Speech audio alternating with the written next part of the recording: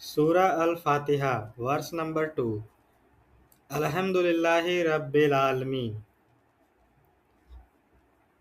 पहला वर्ड इसमें अलहम्दु है। इसका अरबिक ग्रामर एक्सप्लेनेशन ये है, मुब्तदा मरफू बिल दम्मती। मुब्तदा अलहम्दु यहाँ जो आया वो एक्चुअली यहाँ मुब्तदा है। मुब्तदा का मतलब ये है कि वो एक सब्जेक्ट को डिनोट करता है और सब्जेक्ट हमेशा मरफू फॉर्म में होता है, नॉमिनेटिव केस होता है और वो दम्मा लिए हुए होता है, दाल के ऊपर दम्मा लगा हुआ है। तो अलहम्दु का अरबिक ग्रामेट्रियल एक्सप्लेनेशन हुआ मुब्तदा मरफूउन बिल दम्मती। इंग्लिश में हम इसको कहेंगे, इसका मीनिंग है praise with love and reverence, और इंग्लिश ग्रामर में हो रहा है सब्जेक्ट नॉमिनेटिव केस में विद द प्लेस एट दम्मा।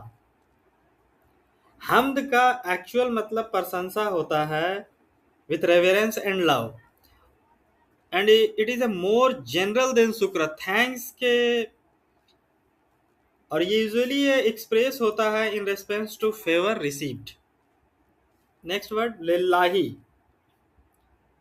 अरबिक ग्रामर एक्सप्लेनेशन, अल्लामु हर्फ जर।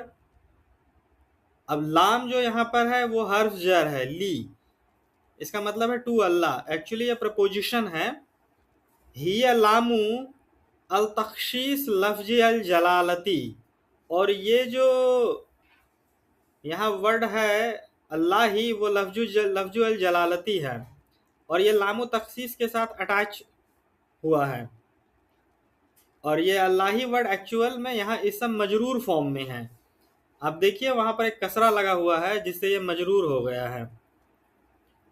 वह अलामतु जर रही कसरती, कसरा के प्लेस में ये आया हुआ है। फुल एक्सप्लेनेशन इसका है जारून व मजरूरून व सिब्बु जुमला खबर।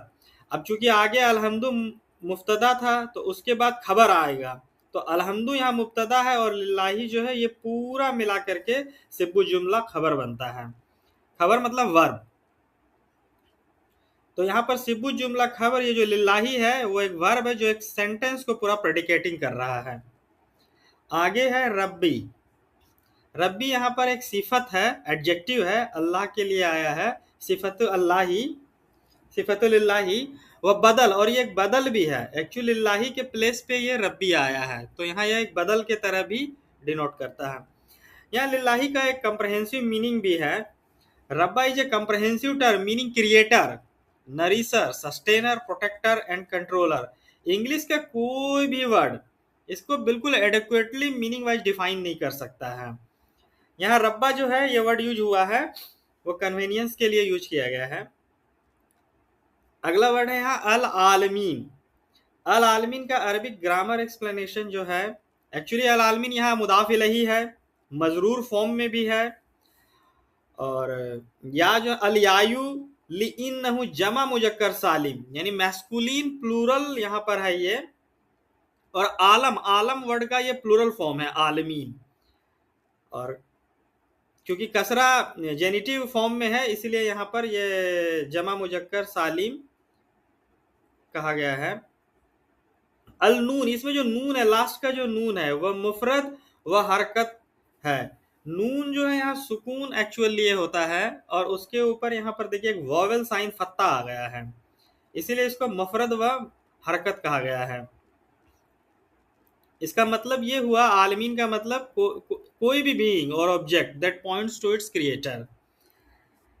It means here mankind, jinn, angels and all other beings and objects that constitute the universe.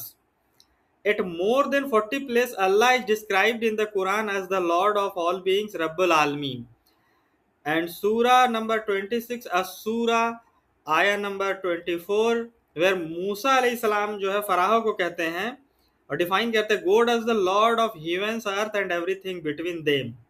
Arabic text वहां है रब्बु अस्समावाति व अलर्ज़ि व मा बैज़हुमा। आल्सो द एक्सप्रेशन अल्हम्दुलिल्लाहि रब्बिल आलमीन जो है वो 3 जगहों पर आया है। सूरा नंबर 6 में अल अनाम में आयत नंबर 45 पर, सूरा नंबर 37 में असफात में आया नंबर 182 पे, और सूरा नंबर 40 गाफिर में आया नंबर 65 पर।